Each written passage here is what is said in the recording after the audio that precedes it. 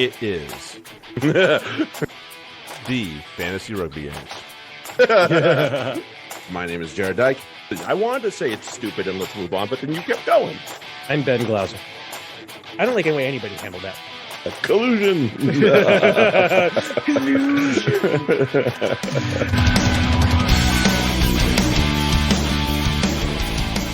Hey, everybody. Welcome back. It is the Fantasy Rugby Yanks. My name is Jared Dyke. I'm Ben Glauser. Let's get to it. Plenty of action to talk about over the weekend. Busted open, baby. Yeah, you get to have a Yeah, there we go. That's the one. Get in there. Share us on your favorite podcast app. Tell your friends. Download, rate, review. Wee. I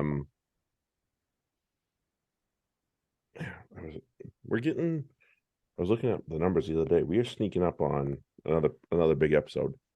Really? Yeah, it could be 200 this season. Ooh. It also feels like we've done. Oh, I guess because now we split them up. But we split them up. I mean, if you look at the actual number on it's higher. Yeah, on our thing, it's definitely going to be higher. Right. That doesn't count though. No, that doesn't count. Right. That doesn't count. Yeah, because this is what, like 8. So yeah, we've hit 1.5 century at least. So good for us. I can tell you. We didn't even get patches on our jerseys for it. We should have. Yeah, so we're that freaking the COVID season was the one that just made it like so many so fast. That's true. 50 it was like 51 episodes that season because we had literally nothing else to do anyway. So. No, what the fuck else were we gonna do? Yes, I'm gonna sit here and babble into a microphone for an hour and a half at a time. Duh. Right. Of course. What else am I supposed to do? Does. Work? Fuck that. I don't want that. Plus, as two white males, we're legally obligated in the U.S. to have a podcast. I know, right? It's the law. It seems it. It seems it so much. Oh man, we're terrible. We're terrible. Speaking of which, did we talk about buying Geek a beer yet, or have we been mired in our own? Awesomeness? No, we've been muttering about our own shit. Okay, cool. Hi, buy our friend Fantasy Rugby Geek a beer, or a cup of coffee, whatever you want it to be. Great. He's doing a lot of great work as always. I know Jared usually does this segment, but I want to chime in because I like George and I want to say nice things about him too.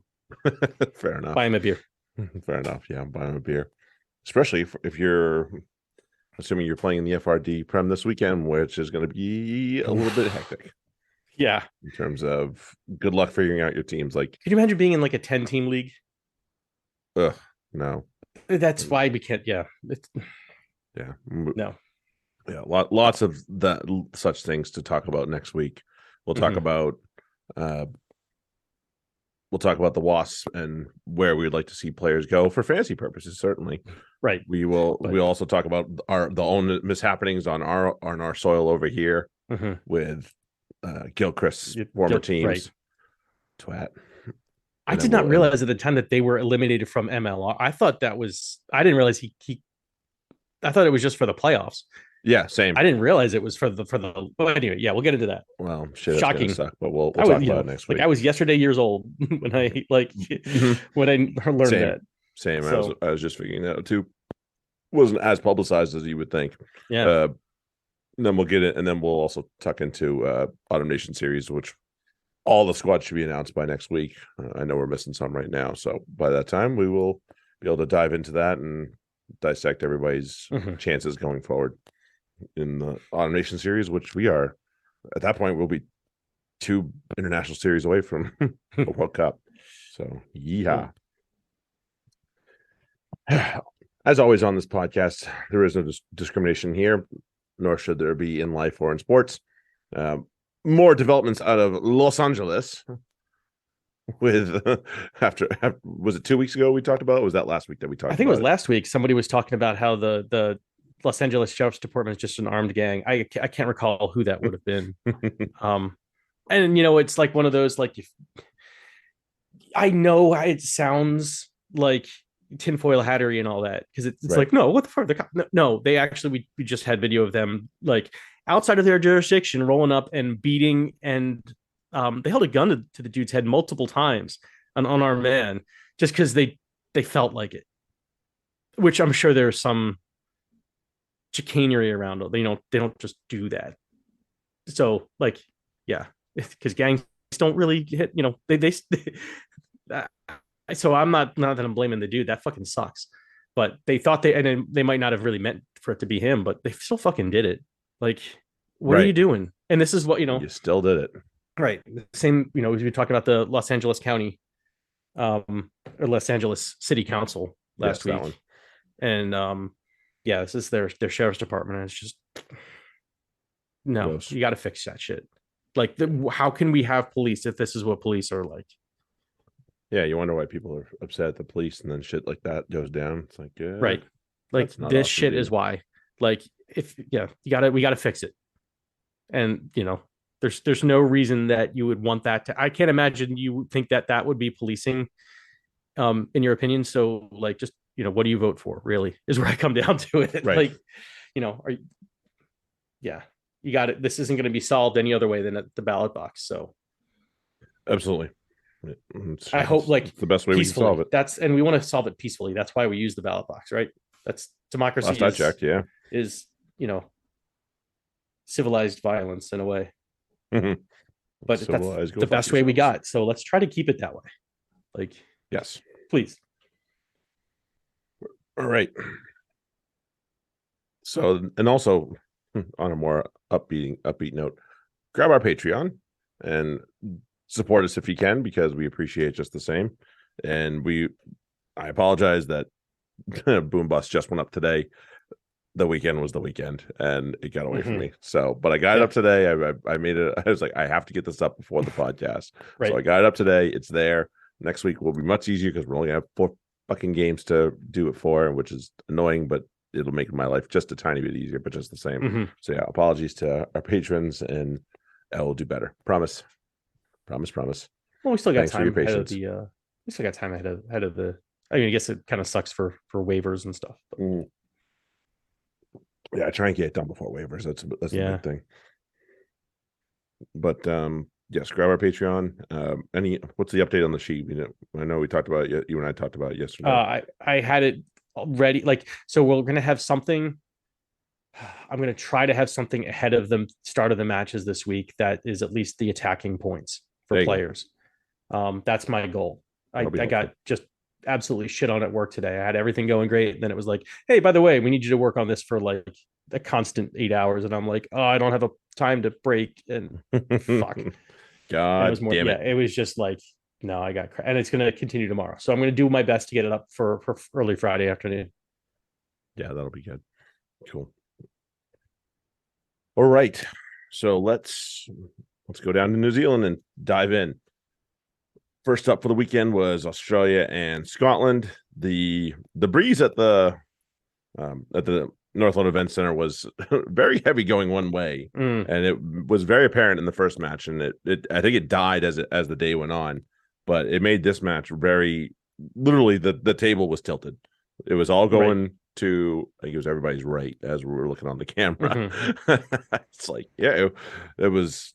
So it looked all like Scotland were going to finally get one over, and not to be. Sadly. Yeah, it felt. Oh, I mean, yeah, because you got to figure, but all the points were scored in one end. Because it was 12-0 at half, and then 14-0 at full, or 14-12. Sorry, at full. Scotland it just got away from them. Yep. It just got away. And Australia, credit, obviously full credit to Australia, although, getting that, kind of carded, was 2 reds. One was a double yellow, one was a straight red. Oh, okay. That's right. So, and and it was the was it the hooker? It was Marsters. It was Marsters and Talakai, both of them. Australia ran out of hookers. And at that point, that again, I'm a prop, so I'm not naturally going to root for uncontested scrums or advocate for them. However, when you're in a World Cup position, and you get a chance to take a team down to 12. Pick a team down to exactly. Like you do it. Mm-hmm. And I thought that was a tactical mistake not to, because you get that even extra person. And it's like, yes, this is, this is what you want. I feel like, yeah, Scotland didn't, um, yeah, I don't, did they ever have a scrum effort even? I No, can't they even didn't. recall. They didn't. So it's just like, what do you gotta, yeah. Yeah, they got Talakai on for the one scrum, I think, and that was the end. Mm-hmm. So it was not awesome. Yeah. Obviously, there was, yeah, it was a poor decision, and this was this was a nice glimpse into what Scotland could be, assuming they can eventually get some sort of support from Mm-hmm. their union, because they did some great stuff. There was, that back three I was really excited about. Although I think Raleigh's, is it Chloe Raleigh that's done? I think she's Yeah, I think so. Yeah, yeah, she broke her arm. yep, that'll do it. Yeah. Yuck. Yeah. Yeah. But I like all three of them back there, and that is sad. But at the same time, I love the back row. I really do. Malcolm Conkle and McLaughlin, and then even like Wassel Mhm. tends to be acting very much like a back row as well, and Skeldon too. So, they're a little undersized in that case, but they're more dynamic in attack by all means. So Agreed. it's So it's that's really why fun this to was a good watch. matchup. Yeah, this was actually, a good matchup between two pretty fairly even teams. Like, Mhm. and I would say I would also actually kind of give the natural athleticism to Australia. So I kind of, yeah, I thought Scotland played a really good team rugby. Yes. And in the end, I think it was just the talent that Yep. wore down. Yeah, I mean, Shani Williams, but it was one of my favorites for Australia. But also Mm-hmm. Kramer and Tarita looked fantastic in this match, and obviously uh Kapani got the player of the match as well. So hooray, props getting player of the match. Yeah, gotta love that. Love that. So it's a good sign that we're having competitive matches at this whole tournament, which is great. Exactly. There's Yeah. not a big blowout by any means, for the most part, although Well, there is a here and there, but the yeah. average, lead is good. Mm-hmm. It's not a huge lopsided thing. It's fairly good for the most part. So Yeah. I give credit to all the players that are just fronting up and just bringing the noise for every game that they've been playing so far. Right. And then our Eagles hmm, got away with one, really, in a lot of ways. Absolutely got away with one. You know, this They was 30 minutes of good rugby in my mind. right, and it came because of 50 minutes of bad rugby that was just super physical, and Japan just wore down. I think at the end, and they don't. I think at some point that you kind of get tired of trying to tackle, um, Kelter. gosh, like Kelter and Kate Zachary Yep. and Rachel Yep. Johnson and Catherine Johnson. It's like they just kept running at you, and after a while, it gets old, and then you kind of take a hope that they go a different. You kind of just show yourself like you're going to make the tackles, and hope they throw it somewhere else so you don't have to, and then that leads into broken tackles and yeah, all sorts of bad Oops. things. Yes. Right, and that's I feel like what happened, and it's just kind of like I don't want to win that way. No, I don't love winning that Because way it just either. that because eventually you're going to run and not only eventually we've already done it. You're running the teams that don't give a fuck, and they're like, yeah, Yeah. we'll make that tackle. And Okay, they'll make it again. right, and we'll make it again because we understand if we just keep making our tackles, you're going to fuck up, and then we'll get the ball back. And so you can't play that way and play. You can beat the shit teams, especially if you have that athletic advantage too. But I mean, Yeah. you're not gonna beat you're not going to touch England or the Kiwis this way.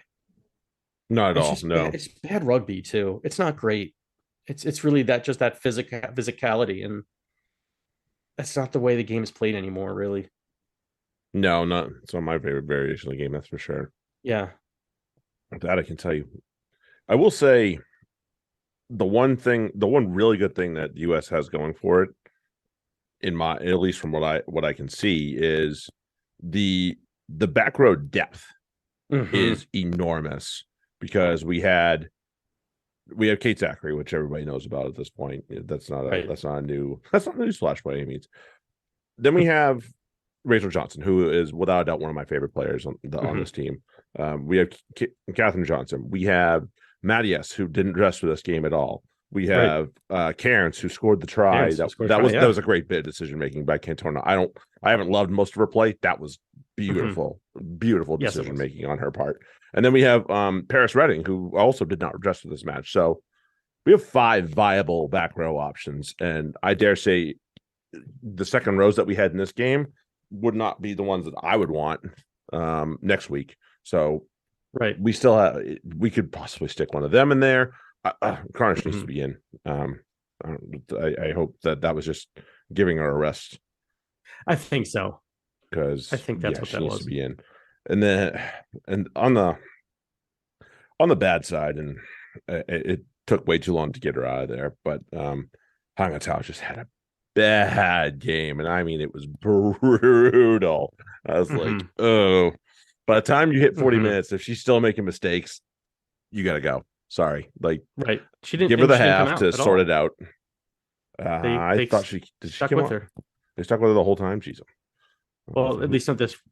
Yeah, no. Yeah, at the World Cup side anyway, they don't have her coming out. Yeah, because they pulled Quintorn at the end. That's right. Yeah, so that's one that I would just rather. I'd rather see Howard and Kelter next week in the centers. We might find out what they're at, because I'm betting that T News is coming real quick here. Right.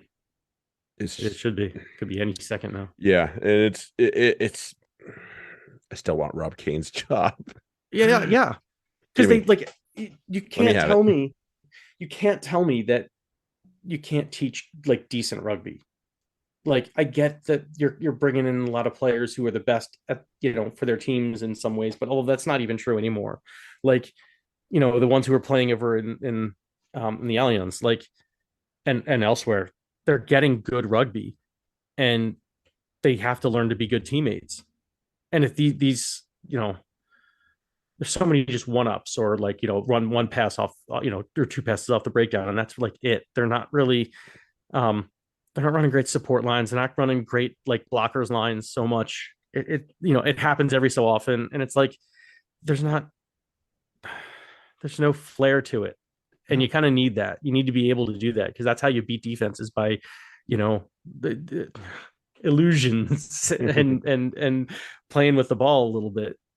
The chip and chip and score. That's good shit, right? Good vision, and it was a good initial carry that started the whole thing too, and that's where it comes from. And there's more to be had, and I just think we're failing to hit our potential by a long shot, which is the frustrating thing as I watch the thing. Yeah, it's these athletes are better than the rugby they play, and it shouldn't be that way. You need to be able to at least play to your athleticism. Yes, agreed. One final note: they did finally give Kelter the T, and I hope that's something that, because Cantorna went for 0 for or 1 for 8 or something like that. I was like, she hit 1 penalty in this match. Yeah, I think it was right in front. Yes, it was pretty early. After that, it was you should not have the T. Sorry, you should not have the T. I hate to say it, but yeah, you're disappointing me right now. So hopefully that stays that way, and they let, because Kelter nailed everything she had. I was like, okay, let's do that, because then at least when we get chances with T's, we can not leave. The biggest thing for the U.S. right now that I'm the most annoyed about is we got nothing out of the Italy game. We got nothing. We left probably 8 points on the table, right on there, and that could have potentially been something to get us towards a bonus point. And now that we don't have it, we've put ourselves in a really crap position of trying to beat probably the best team in our pool, which is Canada, and they've been playing great. We'll talk about them in a minute. It's just so. Yeah. Lots of problems, and expectations feels like they're about to be very not matched, which I'm going to be really pissed about. All right, let's go to the final one at the event center, England and France, Le Crunch. I Emily's was Garrett so 13, excited for France this 7. match. Yeah, I was so excited for this match, and like I watched the US match because I didn't want to get spoiled from that or I was Yep. like, I have to watch that first so they don't get spoiled the other way. And so I got slogged through that just so I could watch England France. And I gotta say, I found it pretty fucking boring. Like, that's credit to both teams. The defense was outstanding. Yes. But yeah, tackles made were I was expecting so much more from of an athletic display. And it wasn't so much that as much as it was a grinded out. So I was expecting one thing and got another, which so maybe that's my fault. But I did not like watching this match. Yeah, 5, 6, and 7 for France had 20 plus tackles. Wow. Yeah, and they were yes. Fall. She was. They didn't do it. They wore themselves out, and the one bit of brilliance that they came up with that turned into points. Was that Grise? Was that she's the one that got that one over the line? Oh yeah, sorry. And Grise was the one that picked it up though. Yeah. I knew I had her in my brain for a reason. And too many bad injuries. Sansus going out. Sansu off. Yeah, she's that was horrible. Yeah, ever, which sucks. Yeah, that's her career. Mm-hmm. Menage, too, had left early. Like, yep, not good. Not the way we want to see. Just not good injuries. No, and I mean nothing to be done about any of them. Yeah, I know. Unfortunately, it's just really sad to see. It is. It's not what you want when you're trying to have your showpiece, but injuries are a part of the game. Right. There's nothing. I feel horrible for Sansu. So that's the worst. I shouldn't say the worst way to end a career, but it's because it's not. But it's pretty unfortunate way. Yeah, it's unfortunate because you want to be able to walk off your last pitch. Like that's. Yep. Yeah. Agreed. So, but this was a result of, in a way, of England and France knowing each other as well as they do. Mm-hmm. So that was part of it. The one thing I have to say for France's credit, and we can dig into England in a minute here, is not maybe to the discredit. I thought Caroline Drouin was terrible with ball in hand. I was not a fan of what she was doing. So I don't like the words that are coming out of your mouth, but I can't disagree with it. Yeah, that's the thing. I want her, I expected better, and that's why, honestly, if she had played 5% better, this is France's match. Really, likely. It didn't. It would have just taken a little bit extra from someone. One of their very talented many players. I thought Bernie had played really well, by the way. At 12, she was a missile going everywhere. But for her, it was just so disappointing because we've seen the brilliance that she possesses, and it was just really, really painful for me to be like, why are you fucking this up? Because I know this is not you. What's going on? But I think it was the deep. I think day or what? I think it may have been. As you're saying, these teams know each other. They know Drouin inside and out. I'm sure. And you kind of say the same thing. I was just thinking, who I thought had a bad match was Sarah Byrne, because I didn't see her at all, which is odd. Which is not her normal thing. No, but and there were a couple of players like that. I thought Sarah Hunter was she was yeah. And I think that has more to do. All these players when they get kind of caught up in the mix of. Helena Rowland too. I think I noticed her it was something happened late, and I was like, "Oh yeah, she's playing today. She is playing." Okay, yeah. Yeah, same. Feel that. So I think it is because the teams know each other. So that's what I'm saying. I was bored by it. I was like, I want to see Helena Rowland run all over the place. I want to see, Sarah Hunter smash. I want to see Sarah Byrne breaking the line with a huge, big prop smile on her face. I fucking love that shit, and didn't get to see any of it. So I'm bitter. Was pretty. Yeah, was pretty. It's just a lot of pretty tame, empty at least. Right. I mean, great. Great struggle. Great. There was drama, no doubt. But more of a slow burning. Yeah, definitely a slow burn. Yeah. hopefully we see more Right. entertainment for the coming week, for the coming Yeah. matches this weekend here. And then the next day, and the next day, and the next day, Locatelli Stadium up in Auckland. It was Italy and Canada. Italy started off hot and finished hot. Mhm. Everywhere in the middle was Canada. Yeah. Everywhere in the middle was Canada. Yeah, they scored first minute, last minute. Yeah. Literally, and that was literally the story of the match. And yes, the Italians had patches where they played well besides those moments, but I did see some of this. really the Canadians Sorry, just I'm remembering overtook them. That's all right. Hey, listen, I'm glad you're coming out of it. Yeah. And again, you can see it's not dissimilar from the match we were just talking about, where you can see that the tackle counts for Italy are very high. The top 5-10 players in this game are from Italy, and a couple of them are subs. Like that tells you how much ball they had. And so the one that I can see on the first page right here is Sophie De Goody from Canada, and she's the first one. That tells you a lot. And she's busy, so that doesn't surprise me in any way, shape, or form. Right. Yeah. I mean, 12 tackles with actually 2 missed is the shocking thing. Yeah, maybe that is the shocking thing. 12 tackles, yeah, I could see that. No, no problem, especially because she had 14. Oh, is that passes? Where's carries? That doesn't have it. Doesn't have the carries. But she has 66 meters. So yeah, that makes sense. 12 tackles, 66 meters. That's Sophie De Goody. That's yeah, that's pretty good. That's pretty good right there. That's a day. It is a day, and this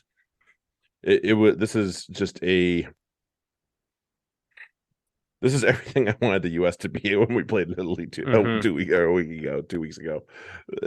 And so in a way, I'm very jealous, obviously, of what happened with the Canadians.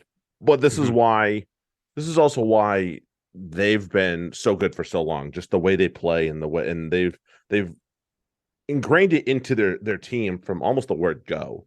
Many years ago. So this is what I wish more teams in North America would do. Hint, hint, wink, wink, USA. That's a lot. That is a freaking bag of worms that we can open another time. But right, because I mean, we could go 1 through 23 and talk and go head to head. And first off, there'd be some fucking crackers of matchups there.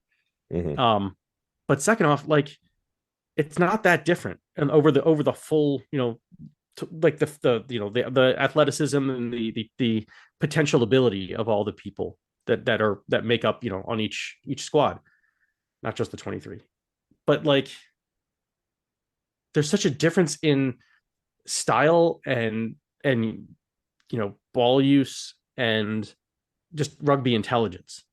Yes, and that's always going to make the difference. And that's I think why why we want Kane's job. And we're super jealous of Canada, because like they get to, they know the game enough to use their athleticism well. Yes. And it's like, to me, the difference is that in this match anyway, was that Italy, they had the flair, they have the intent, they just don't quite have the horses. Not yet. And not, but there's a lot of potential there. There's a couple of good ones in there, just the same. Right. That's not to say they're all was amazing. The thing is, but that's 10. I'd say there's a 10-point difference between those two teams in talent. That's fair. Right. Yeah. And I think that's accurate. So I think that the game came, ended up the way it should. But if I would like to see the U.S. play like Italy played against Canada, because I think the outcome would be slightly different. I think the outcome will be something that we can favor, at least. And in my brain, we need to come up with 2 bonus points against Canada somehow. We need to lose by less than 7, and we need to get all 4. I'm not sure we're going to get either of those, which is terrifying for a lot of reasons. With the talent that we possess, that is very disappointing and should piss a lot of people off. Yeah, really should. So, just frustration out the yin yang. But what else is new? We're American rugby fans. Right. What else is new here? Anyway, moving on. So Canada are at the top and will likely win the group. Good for them. Yeah. Yeah, all they need is, I think all they need, I have the standings right behind me so I can look. Yeah, all they need is 1 point off us and Wow. they'll win the group. So Yeah, hey, if the US somehow pulls that off, I'd be where we get pretty happy 5 and about they get none, I will be number one, I'll be the first person dancing in the street, but number two, I'll be shocked. that. I'll be shocked. I will issue a formal apology to Rob Kane. Same. That's for sure. Same. Agreed. We can agree on that. We can agree on that. Let's go. Let's go to the second game of the day. Wales and New Zealand. This wasn't as lopsided as it ended No, up it being to wasn't. start. But man, the passes started sticking for the Kiwis, and that was They all did. she wrote. I was Right. like, oh no, this is now they're just fucking around and it's sticking too, which is the Exactly. the worst feeling on the other side of it too. You're like, I Oh, right. hate this shit. Because you're like, they're just trying shit and it's work. Like, it's not, they're not It's even all like, working. they're not even going through the structure. They're just trying stuff to try it. And it's coming off and we're just getting fucked. Like, that is the worst. The most Like, frustrating thing. couldn't you just drop one of these again? Please, Like, pretty please with sugar on top. Could you please drop one of these things? right. I mean, that's the whole point when we see, if you try big and you miss it, and you say, oh, it's a cost of doing business. Like, doing business should have a cost, right? Eventually. Of course. But it didn't. No. That was the terrifying thing. Yeah. Oh, He just did their business. And even with cards, and yeah, no, didn't really matter. no, it didn't.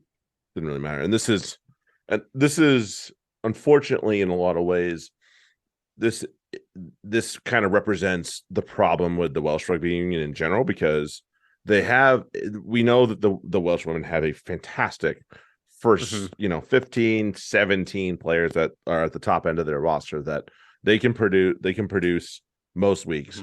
But then when you start to have to dig, and they had to dig because they have some injuries, Butchers being the big one, obviously. That is where it starts to really rear its ugly head, and that's on the Welsh Union. That's not on anybody else. That is on the union. So that is the really shitty part. And you feel for these players because they are obviously every one of them is putting their heart and soul into this, obviously. But to just not be supported as well as they should be for a lot of reasons at a World Cup, when you're on your way to a World Cup, even like, so over the last 2 years, I think we've been really hammering on this hard. Obviously it's been longer than that, but the last 2 years we've really hammered on it and tried to bring it to the fore. And it's just really frustrating to see this, because we know we have some really talented players like Jazz Joyce and Megan Webb, who's actually looked really good. I know she's only just, I think she's the one that just came through the system a little bit, but she so. Anyway. Because she sounds, I'm still like getting familiar with her name, so I think so.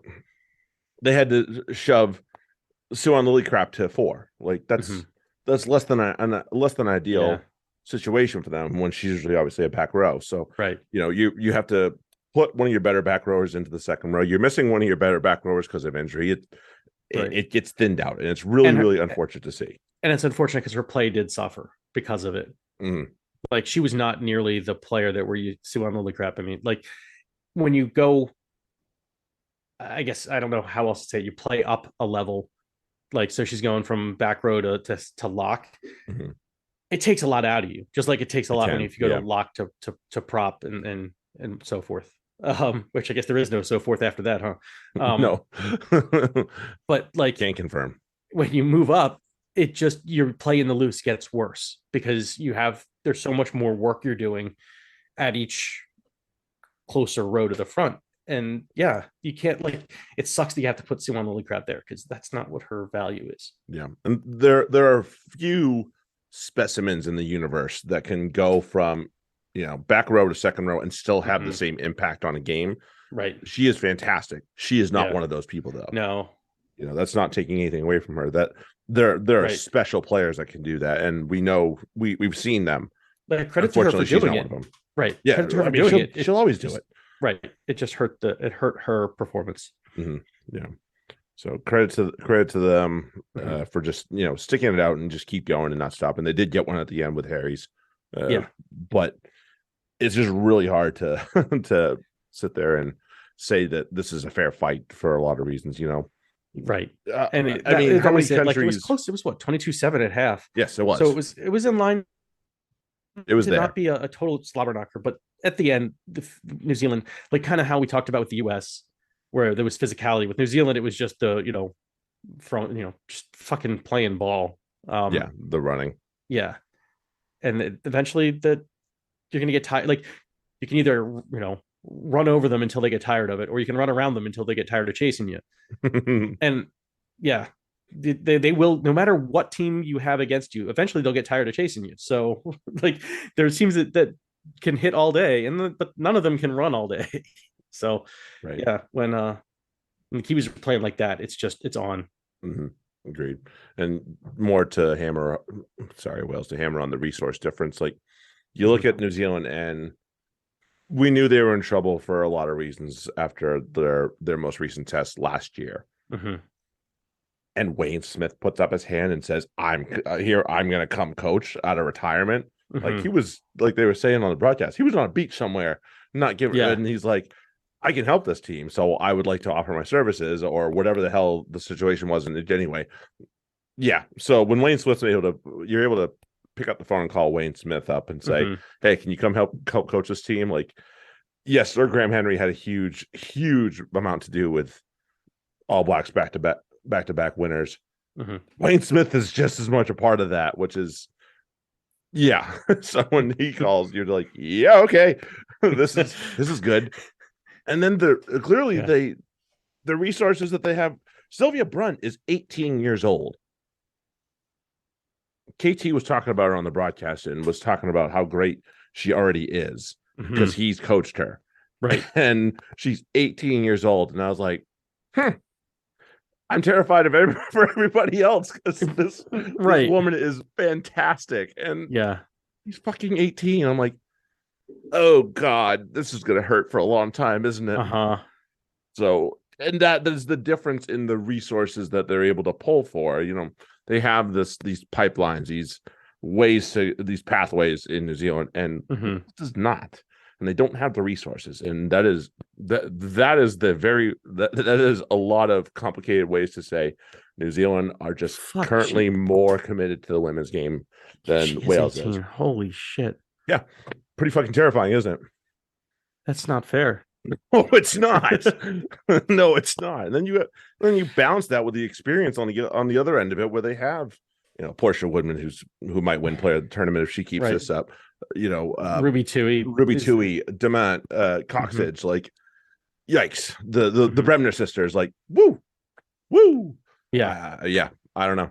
So it'll be interesting. And that could have, I would like to see a Brunt and Fluler match. Brunt inside, Fluler at the 13. Like, that would be that. I would pay money for that. Mm-hmm.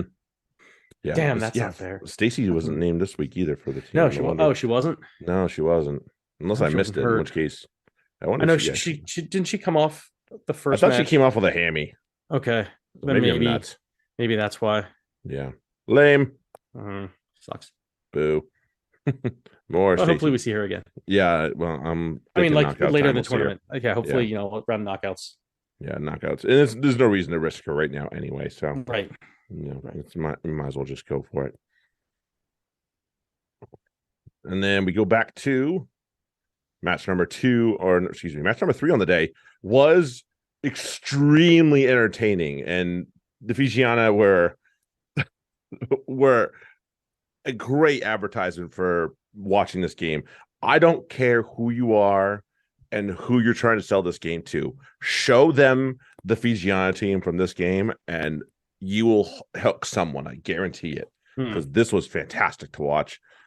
And I want to just kind of hit on something, because you and I were talking about how much we don't like Nikki James from the US. And I don't care about your size. See Sateri Rusolea.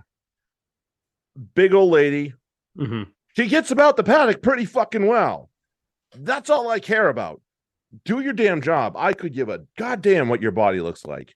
If you can do your job, I don't care. So I don't want I want to just make sure that it's clear. It's not a body shaming thing. No, it is not. It is, are you fit or aren't you? That is just a thing. Okay. Right. It has nothing to do with what you look like in your shape. Okay, this woman was still. She played 80 minutes as a tight head. Fuck. She played 80 minutes as a tight head. That itself should make your eyes pop and go, "Holy shit!" Yeah. And yeah, she was a huge. She had a huge hand in the final score.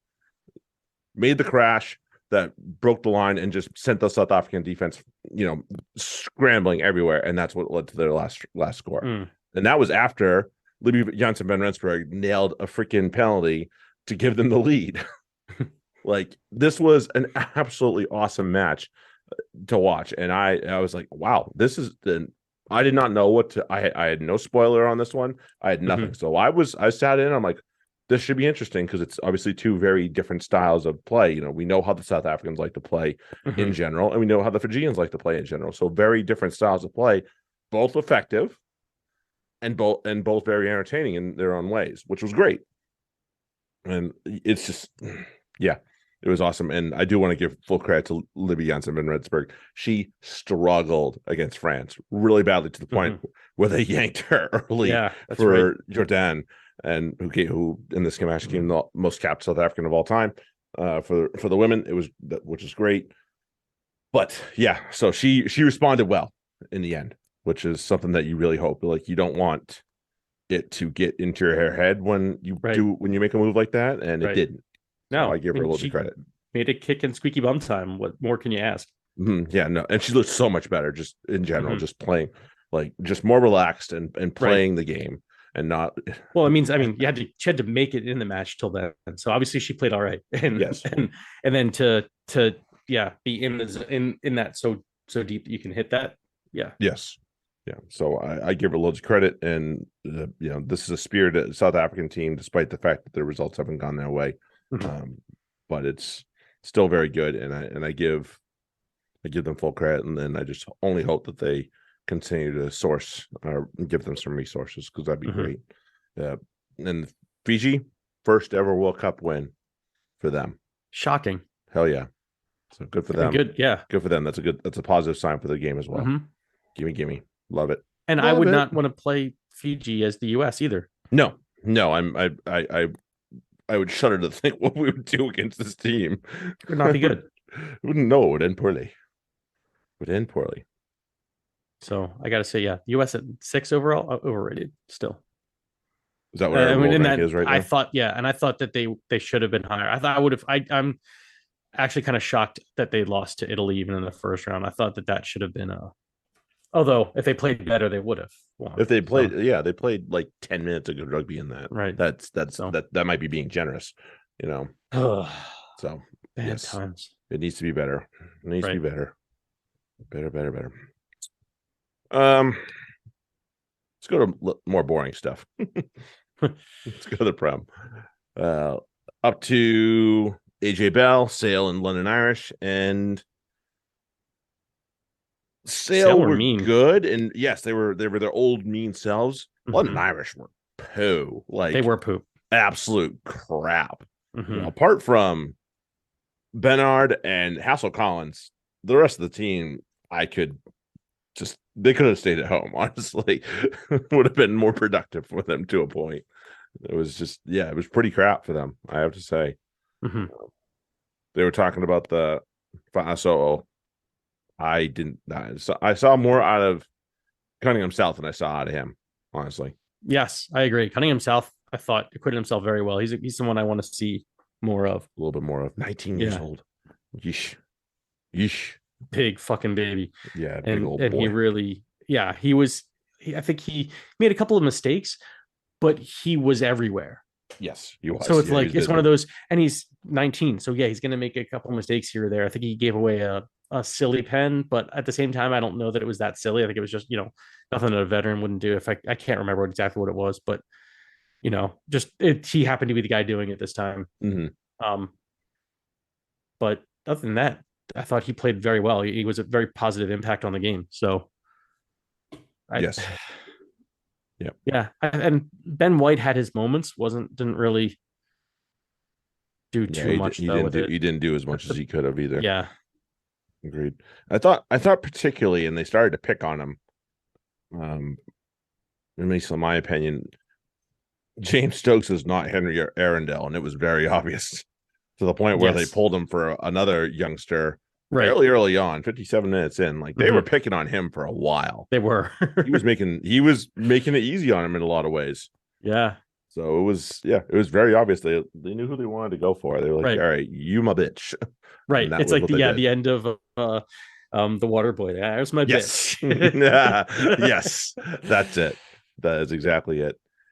The back three for Sale are actually pretty good, especially Carpenter and Roebuck. Like we're to the point where we're kind of forgetting that Tom O'Flaherty's the other wing. But then again, I think I saw O'Flaherty like that was I think I saw him late and was like, oh yeah, he's playing in this match. Like, that's right. I remember that he's guy here too. But yeah, wow, which was pretty impressive. It's like, oh yeah, I haven't even seen him because those other two were just fucking They've been crushing good. it. They've been good.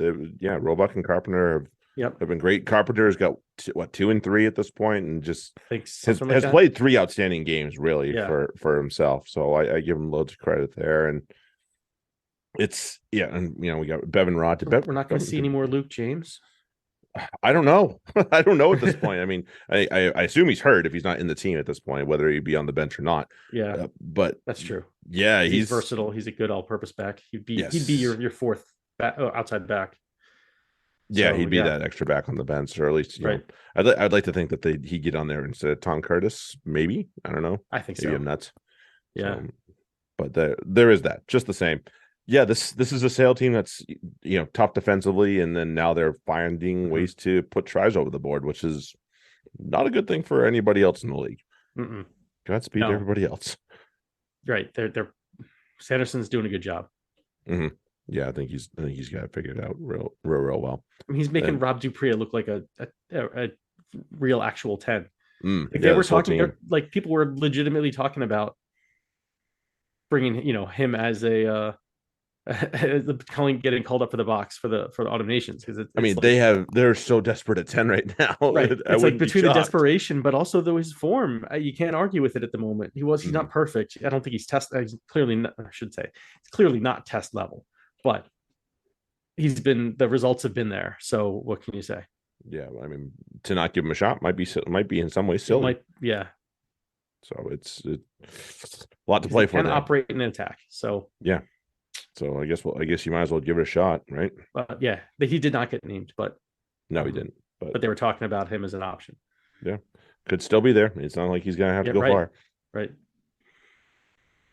Let's go to Kingsholm, Gloucester and Bristol. Better attack from the Bears, but still can't defend for their life by any means whatsoever. I mean, yes, they had some moments where they defended well, but yeah, they did. But for the most part, no. But for the most part, no. Val Rapava-Ruskin is a thing. Yes, he is. Yes, he is. He's in the England team, isn't he? Does he that? Yes, he is. I think he is. Okay, good for him. You're correct. He needs international rugby at some point here. He does, and because he's been good enough. Yeah, totally. So totally. Yeah, he's gonna go somewhere. He's gonna get on there somewhere. So you might as well call him to your team. But in Gloucester, kind of, they've had a lot of rest, so they're just kind of starting to let everything off. Like, let us play, damn it, we want to play. Right. These guys are just kind of sitting around for a good chunk of the start of the year, and now they should get a good run of games going forward. But here's my thing though, with at least with Bristol. Do you notice how that game changed when Andy Urin came in? Absolutely Turned on its head. Like, that tells me, like, what the fuck is that? That was the only difference. It seemed to be the only difference. I mean, was Whiteley that bad? Like, he was a ghost, I can tell you that much. Yeah, except for that, like, he honked that one kick that turned out into a try, and then he honked another. Like, he just did so much bad shit. I think that, like, I think Pat Lamb probably had to be restrained from grabbing him from the field himself. Yeah, Gloucester had a hard time dealing with Urin. He had 100 odd meters off the bench. Right. And he came very close to scoring 3 tries. He had one and 2 were disallowed. One and probably should have had 2 at the least. I can't believe they got his foot out on the first one. Right. He was so damn close. And then probably should have had a try assist or later and just didn't give the ball.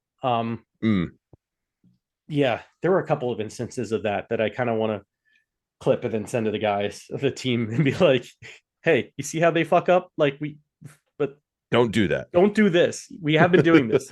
This is what it looks like when you do this. Stop doing this. Stop doing this. And this, yeah, that year in the one where he had the offload to, I don't know if it was, I can't remember who it was. It was Dan Thomas, yeah. Mm-hmm. And just kind of Reece Zammit punched it out. Oh, then there was that too. Yeah, no, I was talking about the one where it was just a break on the wing, and Urine had like Dan Thomas with him, and then just never gave it, took it in the tackle. Maybe that's what it is.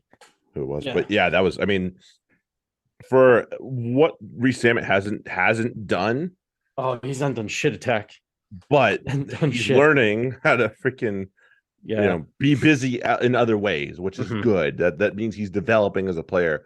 Yes, it's annoying that he doesn't have a whole lot to do with the attack right now, but he's getting better. That puzzled me. Why is Reece Zammit in the 14 and May is in the 11? I saw way too much of May carrying the ball. And I didn't see much of it, but I saw way too much of it without a balance of Reece Zammit, because there was a break that May made, or that, I'm sorry, the team set May up for a break. They took everybody else out so he could just run straight up the field, and he got like maybe 10 meters before he just got tackled. And it's like, if that was Reece Zammit, he is gone. 100%. So why do you have May? Why are you doing that with May? Like, come on, Skivs. Like, as much as these are kind of my side pieces. I don't really have a stake in this, but I didn't really like the way that Gloucester, Gloucester were lucky to get away with a win here. They probably were in a lot of ways, but you just don't. In the end, you never want to put yourself in a position where you can leave it in the hands of somebody not you, and that is what happened, and that's how it ended up. Yeah, and good for Reece Zammit for sticking with, like you said, kind of playing a role. As BOD pointed out, he can make the wrong read, but he's got so much speed to recover. He can fix it. Exactly. And that's scary, because then he's still only 21. Remember that, folks. Exactly. He's still only 21. So he's going to learn. And then when he fucking learns, it's going to be bad. Yeah. So give him like another year or so. Right. When he's not making missteps, when he learns to the point where he makes 0 missteps. Yeah. Godspeed to everybody else. Good luck, everybody else. Because didn't he almost have an intercept try too? Like, or am I fucking that up? Well, don't you remember? I know it was Valor Pavaruskin with the almost 50-22 off the fucking A. Fucking A. Just bangs it down there. Just bangs it down there. Great kick. Oh, good. Yeah. Great. I mean, he like, because it was perfectly weighted. I mean, it didn't go too far. And if it had gone into touch, it would have gone into touch at a reasonable spot for a 50-22. Like, it just didn't bounce exactly the right way. But hey, it's a rugby ball. It is a rugby ball. I never know where she goes. Right. But good for him for having, like, for the whole play was excellent. Just great propery. Loose headery. Yeah. Yes, fine. Loose headery, which is barely propery. Loose head. Prop light. Yeah. Silly loose heads. Let's go to the Gardens, Northampton, Newcastle. Newcastle made a game. They did. Who knew? I did not order squeaky bum time. No, I don't think anybody at the Gardens did either. But we got it. We sure got it, kids. It was a typical Saints attack, but unfortunately, it was also a typical Saints defense these days, which is something we've been speaking about a lot with, especially with this team. Mm-hmm. This was the Saints attack we know and love. Right. Hummed. We had lots of points being scored. Grayson looked the part, which is he did, which is what they're going to need, because Bigger's going to be around for a bit. Right, and he's feeling the pressure from Finn coming up behind him now. So yeah, I agree. Slateholm with a duo and Truck, Matabasi, Collins. A lot of the great guys scoring for the sake of the Saints. Right. But again, right now, I'm not sure they could stop a nosebleed if they wanted to. No. This is the Tom Penny that I know and love. Where the fuck is he? I mean, right. Maybe it does take playing against Northampton. Playing against Northampton, but goddamn, where are you? I mean, I mean, Mateo Corrales. I mean, yeah. What I have hence nicknamed him Mighty Mouse. Perfect. I mean, that run was ridiculous too. So, but Yes. like, Penny should be, scoring 2 tries on the regs, and Mateo, when he does that, you're not going to stop him. Yeah, Kind of he's the a right special guy player. scoring for Newcastle, really. I mean, because it is like the Penny's one of those guys who's on the line. Like he should be doing that like every so often. Um, Carreras and Blameyer are guys who are going to score tries now. Mm-hmm. Um, and what Cookie Well, Coca. Whoa, whoa, when have whoa, we? whoa, whoa. Where you Where been? was that? Like I had to like I did. I think I was. I know I did watch the replay of this. I was like, I had to rewind because I was like, wait, who was that they said was Cook running that line? Oh, okay. Yeah, That's made me good. scratch my head. Yes, please do more of that because that was excellent, and maybe that's a Northampton thing too. But I mean, Maybe. you get like it's just awesome for Newcastle that they worked their way back into this game, Yeah, and get they putting scored them some 3 straight points on the board. tries. Like it was they made it tight at the end. Mm-hmm. So uh, credit like this, they needed this. Yes, they needed some sort of, and they got the win the other week, Mm-hmm. but they still needed something to just kind of kickstart them and not feel like they're just gonna get shithoused every time they play. And Right, especially they're on not the gonna road. Well, play that's the the likes difference. of. This is on the road, Yeah, that's the so other it's thing. yeah. Like getting the win at home is okay, and now it's not is a win against Bristol. How much is that worth? We're about to find out, I suppose. Right.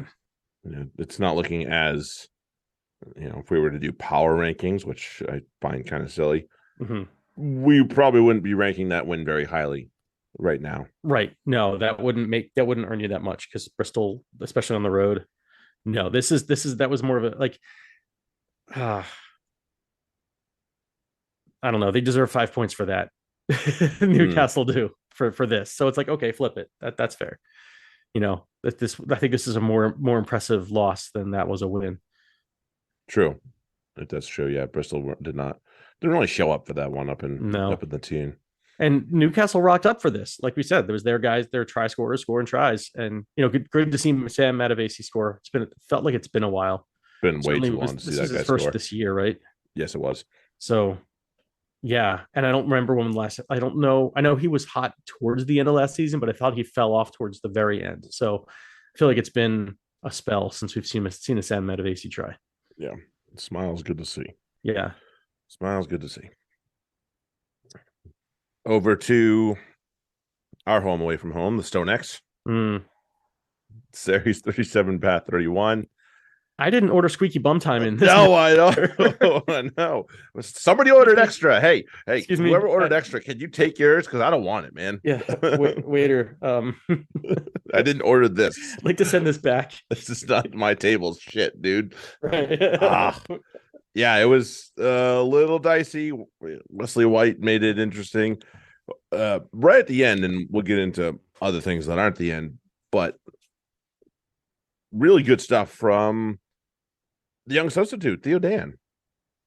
Mm-hmm. Got that big tackle right at the end, and I think that was Earl, and ended up having Earl Pulfer. But man, he caught that guy down very quickly. I don't remember which player it was, but me neither. Put him down right in his shoes. I was like, okay, hello, sir. Thanks for coming. Mm-hmm. So good credit to him, because it's not been a fun time for Theo Dan as his start of the series career. He's gotten sparing parts and hasn't looked amazing when he's been in. So it is unfortunate, but credit to him there. That was a big one to pick that up and make sure nobody went anywhere. Hey, there's no match stats. That's great. Oh, way to go, Prem. Thanks again. Well, there's team match stats, no player match stats. Oh, how goody. Yeah. Ugh, helmets. Fix this shit, Prem. Come on, man. This is easy. Right. But either way, yeah, Goody scoring, Malin scoring, Daly scoring, fucking Lewington scoring. Lewington scoring. You don't see that very often. Either. Although Lewington got set up by Theo. Right. That's true. Oh, McFarland. And Theo was quiet for most of the day until pretty much until that. It's like, okay, look, if you're gonna do that, fine, you can be quiet. That's like that, because that's just you expect that like every 5 or 6 minutes. at this point from Theo. Right. And it took him like 70. Or no, I'm sorry, 50. But yeah, it was like I feel like what happened in this match is the opposite of what happened in the Kiwi match, Black Ferns, where it's like Sari's got a little fuck aroundy, and they almost got a bit find outy. Yeah, like it didn't go to hand. It wasn't really happening, but they were still trying to fuck it. They were like, we got this match, so what? And then in the end, they had to really tighten up, and luckily they were able to switch on. That's really the best I can say. Is like just play okay, we're just going to play defense. Okay, we're good. We can, that's when that's the core of your team. That's great. I like that they can do that at least. They can knuckle down and grind it out. Yeah. After literally they can literally flip that switch, which is hard to do. That is a trick, to say the least. So I'm going to take that away from this match. Mm-hmm. You know what a lot of people wish Mr. Jones took away from this match was Ollie Lawrence. How could you not? I don't think you picked him. I don't think he did either, but how could you not? Yeah. That was been an fantastic and for two different clubs. He's been great. He's been consistent the whole year so far. And he's had a lot of shit to deal with that a lot of people could not deal with, that aren't him. So it speaks a lot to his character. It speaks a lot to who he is and his processes when as a player. So I see no downside in calling Ollie Lawrence in unless you're going to just kick the leather off the ball, in which case leave him at home. And to me, it's a step. He's showing a step up too at Bath, where he's making more. I feel like he's making more confident plays like that. Like some of the shit he pulled to get his line breaks and this defensive steal. I can't remember. I remember something like kicking around in his feet and shit. Grabbing the ball and going for a fucking run, which really annoyed me. What are you guys doing? Right. Oh, one of the guy kicked it through the rock too. Then that wasn't called. That annoyed me.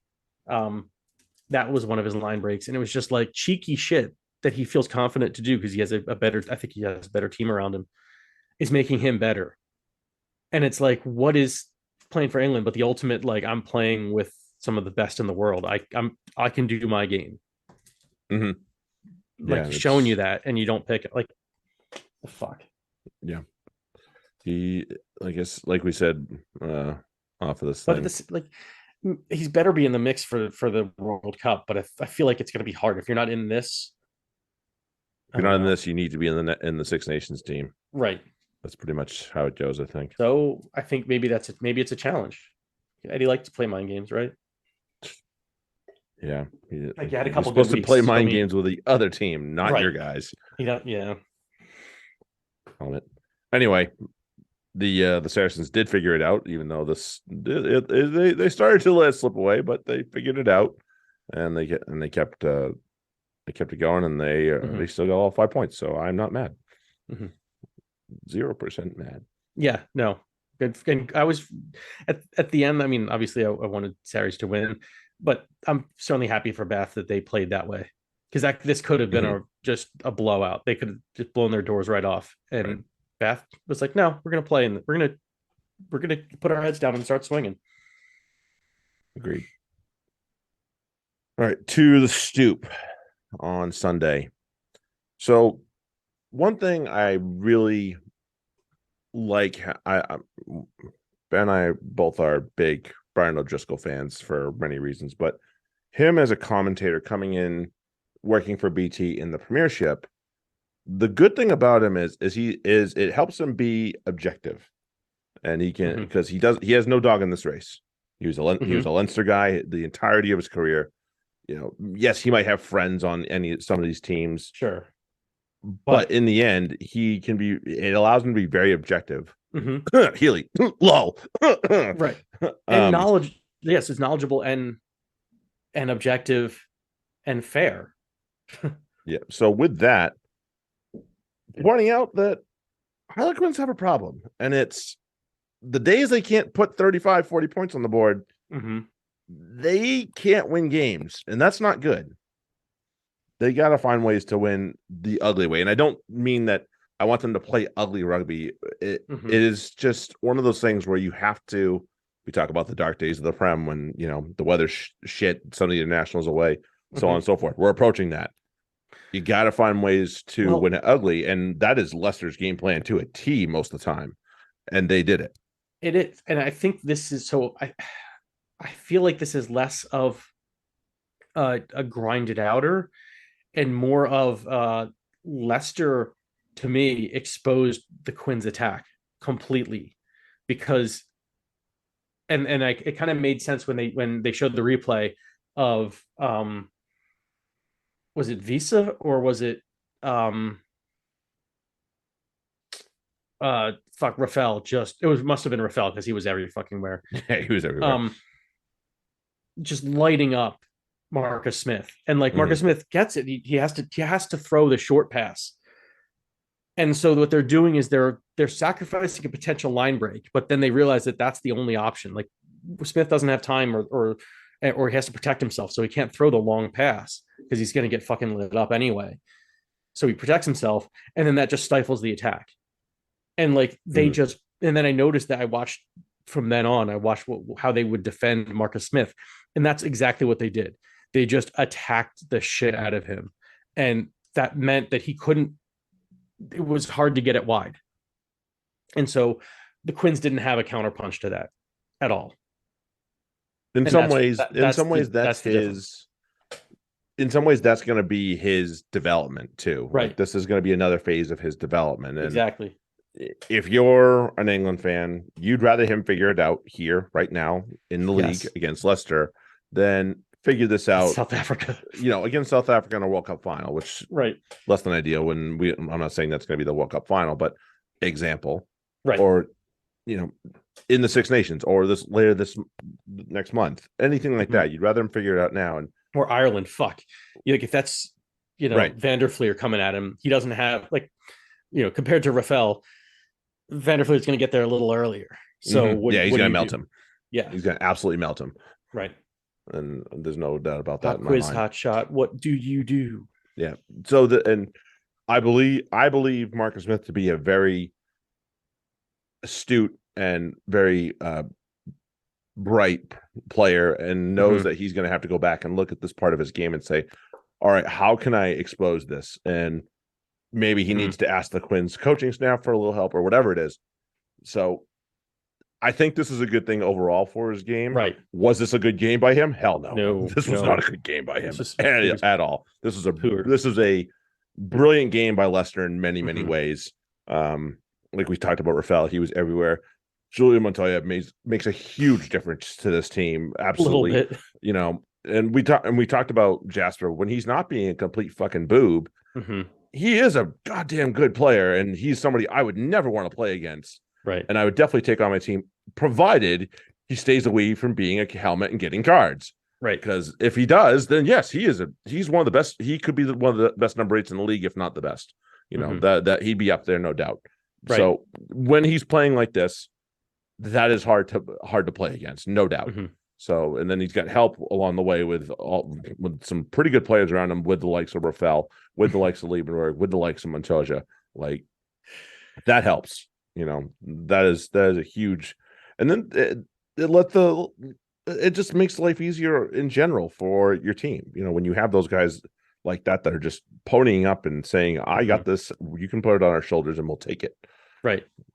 Carry this thing over the line. Speaking of which, putting it on my shoulders and I'll take it. Fucking Tyrone Green on Nemanja Nadolo. Poor guy. Hilarious. Poor guy. Holy shit. I was like, did a fly just land on me? Oh, hey, how you doing, bud? I'm just gonna go this way now. Oh God. Oh man, that's not fair. It was not. I was like, oh no, that's hell. But it was too fucking funny. Yeah. Yeah, and then I prefer to remember this game for Tyrone Green than the other thing. Not the injury. Yeah, that looked bad. Looks unlucky for sure. Like I wasn't sure. It was. They said it was nasty looking. So I was like, his knee did not look like it was supposed to go that way. And and I just saw, I was, See if I can dig up and they were some like, I was like, I don't want to go information. back and watch. And then they were said like, we're not going to show the replay because no, It was not pretty. So fuck, it's not nice looking. Let's that's see. not good because he's been huge for them Any news? and he's been excellent. He's so much fun to watch. Mm-hmm. So we'll miss him. Yeah, nothing, no news apart from he's injured. Yeah, thank you, Captain Obvious. Yeah. Other than that, nope, nothing, nothing's been published. So we'll see how that goes. Yeah, I thought they really took out Marcus Smith and Esther Hazen from the game. I mean, Northmore had his try, which was cool. Murley was able to shoot up meters in the loose. Right. It feels like you're never going to get, especially with like Danny Kerr and Marcus Smith, you can only choose one, and they chose to take out Marcus Smith, and Kerr had himself a pretty good day. Yes. And that kind of helped with the rest of it. Like I'm sure that's, Caden Murley's still going to go off when at least one of them can go off. So yeah. It's helpful. And Kerr has that ability to almost give the service like it's a 10, like it's off a 10. Like he can get the width on it, he can get the depth on it. And it's pretty stupid how good his service can be at times. So which is, I think they leaned on that because Marcus Smith was getting his ass beat. So it's like, all right, we got to just keep it away from you then. You got to be the dummy runner. Like, you're going to be the decoy, big guys. Yeah. Sorry. And obviously they can still get it to Murley. So didn't appreciate the Harry Potter at 13 though. I didn't get that. He was the other one where he made that break. And that's another one, one of the things that the clips I wanted to show potentially is he makes that break. And again, just like Urin can easily dish. I think he had the right and the left option. And it was a clear 3-on-2. And all he had to do was pass left. I think if I remember correctly. And but he clearly had one option. I can't remember if it was inside or outside, but one option that was on, one option that was off, and he just chose to run it into a tackle. And it's like, you decided wrong, man. Yeah, come on. Like, finish it. Finish him. So, bro, makes things weird from here because we have so many teams on bye, and as Brian and I were just discussing before we hit the record, Wasps are technically still in the league, which might be why they haven't rejigged the schedule yet. I hope with their official exit, they will rejig the schedule and we cannot have this nonsense of 4 games a weekend, and we can add that 5th game and just put one team on bye each weekend. And I know that it's going to take some acrobats. I get it. You have how many people that are on staff? Right. You got like everybody sit in a room and you sort it out. Okay. Or you know what you do? Lots of coffee. Or you say, you know what, we're shutting this down for a week while we rejig the schedule. Because you have the liberty to do it at this point. Right. Say, look, these or find especially find during the international window, you could prop that up a little bit. When's the first Champions Cup weekend? Not till December. Ugh, that's too late. Yep. They got to get going. Yeah. Yeah, they got to get sorted out now. And it's got to be like fixed because you can't have that many. You can't have 3 teams on bye every week. Nope. That's just no good, man. What the fuck? Yeah, and like we were talking about with the Leicester problems, and they're going to have no home game until the end of next month, which is pretty awful. And teams are just losing out on so much. And maybe you do something where, like, instead of playing each team twice, you play each team twice, and then there's a select 1 or 2, so everybody gets you get the same amount of home, like everybody figures out their home game so that everybody gets the same amount. Because like there's teams that are saying that because they're losing 2 home matches and a 1 home Prem Cup match, they're looking to lose as a club $1 million or pounds off of what they thought. Yep. Fix it. Yeah, we got to. It's got to be sorted out. You can't have clubs losing that much. Like, that's a huge loss. Yeah, and that's something they can do about. But we know they're good at sitting on their hands. So yeah, unfortunately, I'm prepared for the worst, and that they won't do. They just won't do anything because that's easy. That's the easiest thing, is to do nothing. Yeah, do nothing and let everybody else suffer because you're fucking inept. That annoys me. Yeah, that annoys me. Anyway, yeah, that's that. Lots to talk about. We will be back next week for those of you that are not coming over to the Fantasy Corner. We'll be obviously talking about World Cup quarterfinals, what the end of the pool stage looked like down in New Zealand, the few games we can talk about in the Prem, and then like we said earlier, we'll have chat about Autumn Nations, what's going on with Gilchrist teams, so on and so forth, all that good stuff. If you're heading over to the Fantasy Corner, we're going to head over there in a second here. We'll see you there. But until then, thank you very much for hanging out with us, listening to us, and bearing with us. And we appreciate you all for all the support. And we'll catch you all soon. Have a good one. Later. Cheers.